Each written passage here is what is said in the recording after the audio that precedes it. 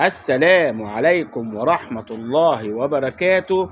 رب اشرح لي صدري ويسر لي أمري واحلل عقدة من لساني يفقه قولي. اخواتي وحبايبي، أهلا بيكم في فيديو جديد من قناة المتواضعة غاوي خسارة بمزاجي. في أول بس الفيديو لازم أقول كلمتين بعد إذنكم.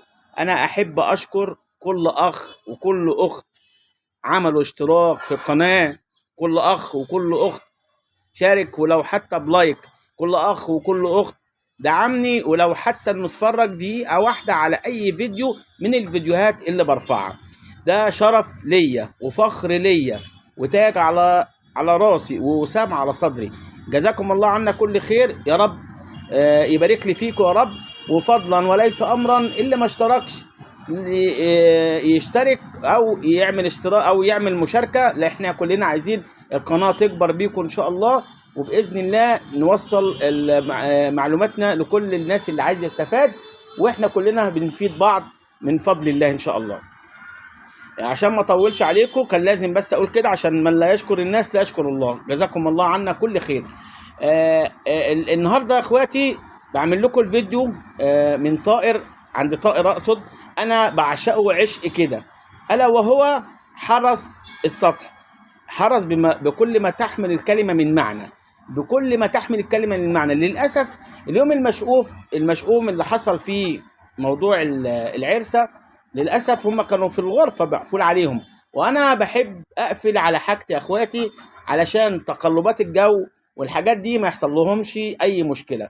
ولكن من بعد ما حصل الكارثه ديت من العرسه لعنه الله عليها دي، انا سبت الوز على السطح عشان خاطر انا عايز اقول لكم ده مقاتل بما كل ما تحمل الكلمه من معنى. حرس زي ما تكون انتم مربين كلب بوليسي كده على السطح بالظبط، ان كان انذار بصوته ولا ان كان قتال بجد.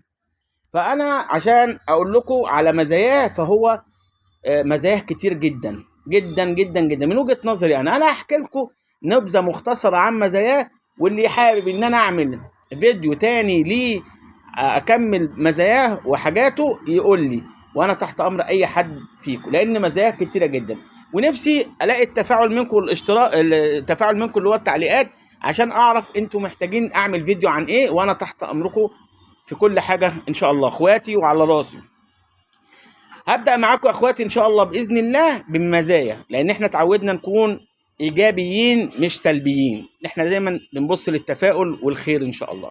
اول ميزة في هذا الطائر الجميل جدا هو انه مش يعني مش بيكلفك اكل. يعني من الاخر هو طائر موفر للاكل بالنسبة لك. ليه؟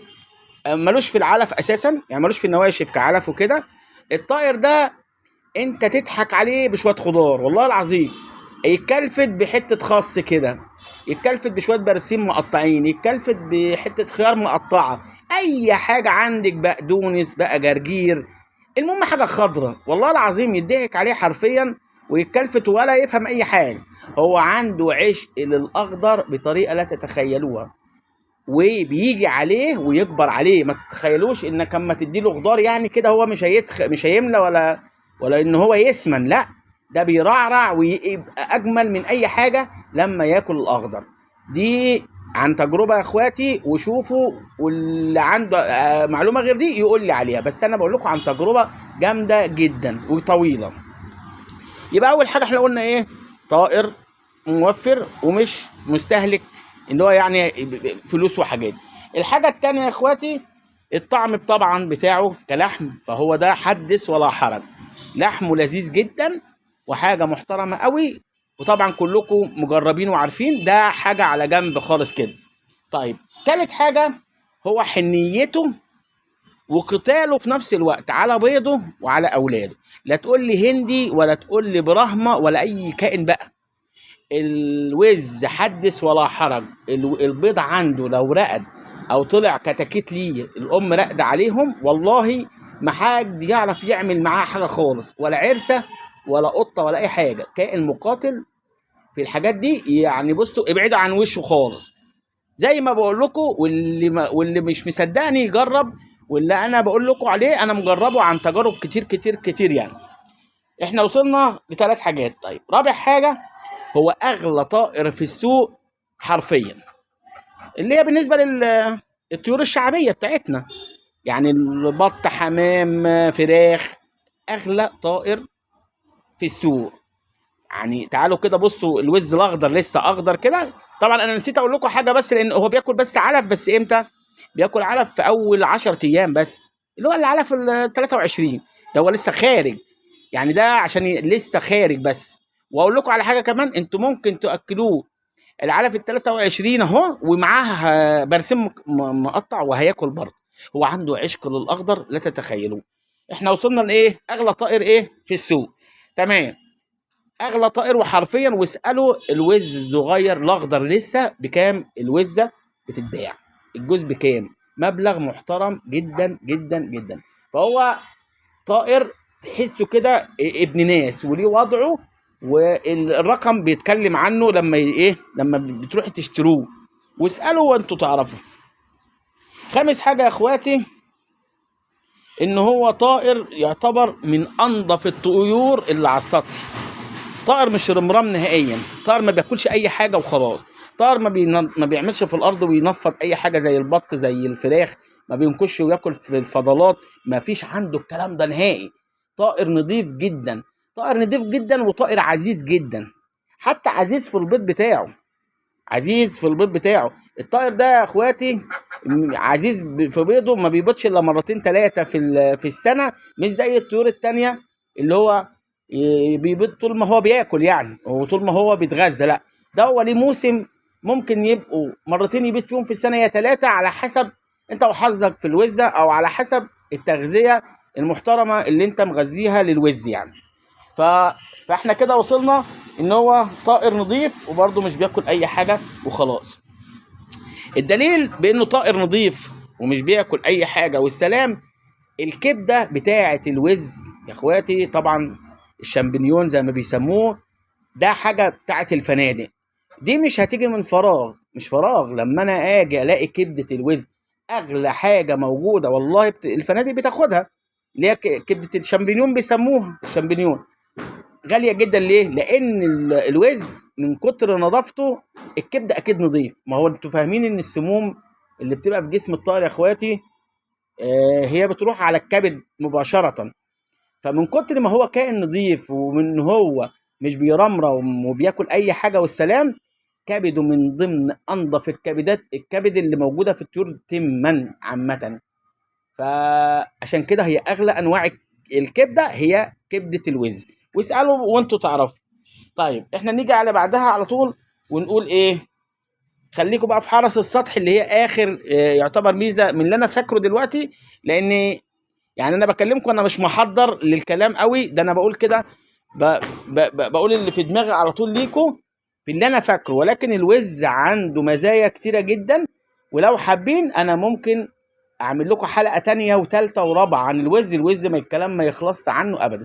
بس نفسي اشوف حد فيكم يقول لي إيه على اي اقتراح فيديو، حتى اقترحوا فيديو عليا وكده. انا احب التواصل يعني، فاتمنى منكم التواصل، واللي محتاج فيديو معين يقول لي وانا تحت امره. طيب تيجي نتكلم بس نظره سريعه عن العيوب، لان انا مش شايف فيه يعتبر مش شايف فيه عيوب زي ما انتم متخيلين ان هتكلم في عيوب يعني. هي العيوب بالنسبه له هي من ضمن الكلام اللي انا قلته. ازاي؟ اولا انتاجه قليل، انتاجه قليل، مش زي الوز البط ولا زي الفراخ. بيض بيض بيض بيض، وطبعا بنحطه في الفقاسه فبيطلع ايه، يطلع انتاج. فكده انتاجه مش كتير، انتاجه عزيز جدا، قليل خالص الانتاج بتاعه. لان هو كل اللي بيبيضه اقصى وزه بتبيض عشان ترقد وتخلص عن عقودها 12 بيضه. لو اعتبرنا انه هتبيض مثلا مرتين، يعني انتوا بتحكوا عن عدد بسيط جدا خلال سنه يا اخواتي، 365 يوم بتحكوا في 12 بيضه، في 12 قولي 24 بيضه، على حسب اللي هيكبس وعلى حسب البيض اللي هيبوظ، والبيض السليم مش هيطلع منه من انتوا متخيلينه قوي. فهو اولا العيوب اللي فيه ان هو مش كتير الانتاج، ما بينتجش كتير. ولا التانية انه ما ينفعش مشروع، يعني انا بالنسبه لي اللي يقول لي هعمل مشروع وز للتجاره، طبعا المشروع ما ينفعش، لان هو ما بقول لكم مش كائن منتج عشان اخد بقى خارجه وابيع وكده. فهتلاقوا عندي الكائن الوحيد اللي موجود على السطح هو اللي قليل. بص 2 بس. ليه؟ هي النتايه يعني على فكره هي النتايه اللي واقفه دي، بس اللي ما يعرفش النتايه هي اللي واقفه والذكر اللي قاعد ايه العتره اللي قاعد قدامها ده بس. فعشان كده بقول لكم مش ما ينفعش مشروع، فده برضه من ضمن العيوب. ما ينفعش مشروع انا اكل منه عيش يعني. فانا بحبه لشكله، بحبه لمزاياه، بحبه لانه زي ما بقول لكم كده حرس يعني كأن حرس بجد موقفه في السطح. بس اطلقه بقى، لما نطلقه بيقابل بقى اي كائن غريب، عصفوره نزلت على السطح، اي حاجه بيجري عليها. تاني حاجه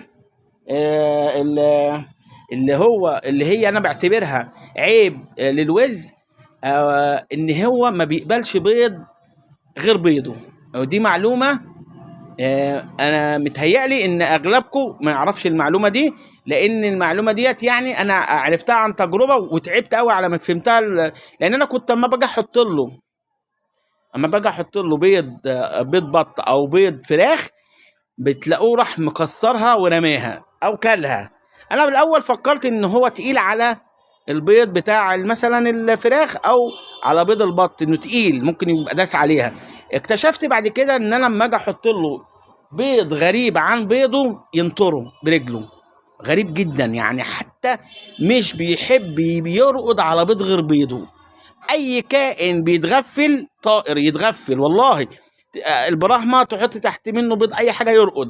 الهندي نفس الكلام، الانصاص كله نفس الكلام، الحجازي نفس الكلام.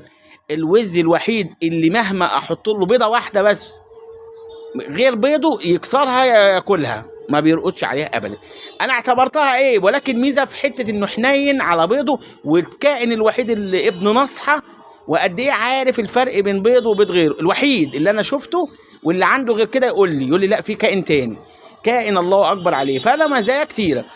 انا مش عايز اوصل لكم الفيديو لاكتر من كده، بس انا بقول لكم الفيديو ده اقدر اعمل منه 10 فيديوهات للوز لمزايا بس. فانا اللي وصل معايا للدقيقه او الوقت ده كتر خيره على راسي من فوق، فضلا وليس امرا. الاشتراك واللايك والشير. صلوا على حبيبكم سيدنا النبي، والسلام عليكم ورحمه الله وبركاته.